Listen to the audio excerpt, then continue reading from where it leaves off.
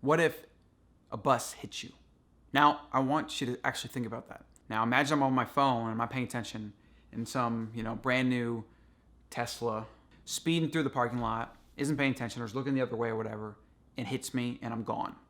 And I leave my child behind, I leave my family behind, I leave you guys behind, my followers, my friends.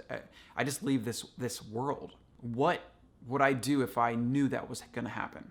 How can I respect that possibility? How can I respect the fact that unless technology comes through for us, there will be a day in my future that I'm going to bite the dust? Now, think about it for yourself. What are you going to do with the time you have right now? And whether you believe in an afterlife or not, it's not going to be the same as this life now. And this life can be beautiful and amazing. And you can do things to help other people and reduce the suffering that there is in this world today. Because there's a lot of suffering, there's a lot of injustice, and there's a lot of opportunity to make it better for yourself and for others. We all have something to contribute. This concept of considering your death, the Stoics use this, and I'm a big Stoic philosophy proponent, follower, etc. I love the Stoics. They call it negative visualization. You basically imagine the worst that can happen. For example, you could literally imagine that you lose your son or your child or your wife or your husband. And you should literally visualize, how would you feel like that? Now, most people don't want to do this because it can be painful. What we figured out is that through pain, through trial, through struggle, through things that are difficult, there's gold. All that pressure, millions of years through carbon, creates a diamond. Without the pressure, without that environment and those forces, there'd be no diamond. Without pressure and forces in your life, you wouldn't be grateful for anything. You get your value in life thus far based on what you've gone through.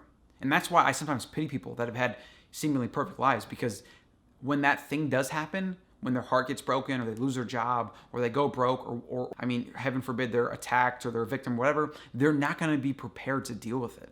And so one way to prepare, to focus on how things could be worse so that you can move to a place of gratitude now. That's the purpose. The purpose isn't to wallow in despair or to be depressed or anything like that. The purpose is to take, wow, that could really happen. And it can. It happens every single day. Millions of people die every single day. It could happen to me. It could happen to people I care about. In fact, it's going to. Every single person watching this video, at some point in your life, someone you care about is going to die. So let it sink in for a moment. It's true. My dad's side of the family's passed away. I've lost my father. I've lost friends. And I try to celebrate their life. I try to celebrate their memory. And I try to honor it by being now, being in the present, and doing great things, living my fullest potential, not being complacent. Like, I know I can do great things, so I have to do it. I have to do it. I can't just sit here and watch Netflix every night, and that's easy, and, save up money and just live a nice little comfortable life. Like, I have that. But honestly, I'd rather have it all on the line. I'd rather invest and build and live frugally for a long time, because I'm going to be able to reach more people that way. And if ever there's a big payday at the end, that's great. And if there isn't, I still have this. I still have YouTube. I still have Instagram. I still have these ways that I can reach people and I can interact with people in real life here in Texas and around the world. There is always going to be an opportunity for those of you that give your gifts to the world. There's always going to be an opportunity. And when you give your gifts to the world, those gifts that help other people, that empower them, that lift them up, that bring them out of poverty, pain, suffering, you will always have a purpose and a profession. And that is a prerequisite for human happiness, is you must have purpose. You must belong. So I want you right now to think about your death, the death of people you care about. What would your life look like? In fact, I imagine what people would say at my funeral. I picture them sitting there with me in the casket. And it'd be nice for them to say nice things, and I think they would.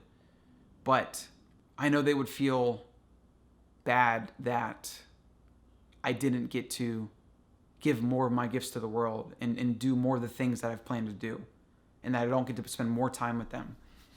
So it's just something we all need to do. And I think we get caught up in this short, clicky, likey, short form, all positive, or funny or whatever distraction-based internet world we live in. And, the reality is like, we celebrate the death of famous people because that's what the news talks about. But what about the millions of people that are just daughters, brothers, sisters, husbands, wives, grandparents? Like, what about them that die every single day? Yeah, they get their funeral. Maybe someone posts about it on social media and people offer their sad face emojis and stuff. But what are we doing about it today? How are we letting the now be affected by things that don't matter because we're not paying attention to those things that actually matter?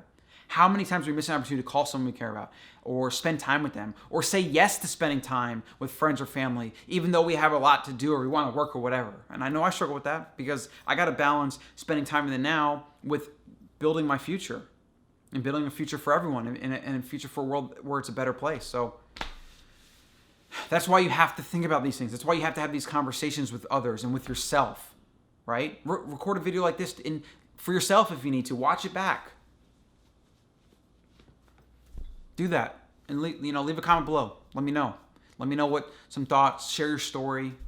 Let me know how you feel doing this exercise or some examples in your life of how you have done this. Maybe you've been forced to do this as you lost somebody, and maybe how that loss has helped you in your life. Every loss I've ever experienced has helped me in some way, even though going through it, it's the worst thing ever, and we never want it. Like, we never wish it on anyone. So leave a comment below, like this, just because I want more people to find it and hopefully do the same thing. And like these ideas and these practices, things like this, like philosophy, stoicism, negative visualization, or just thinking about death, like these are the things we need in our modern world to not be distracted by all the drama and the gossip and the news and the fear mongering and the BS that we have that sucks up so much of our attention and our energy. All right, so thanks for watching.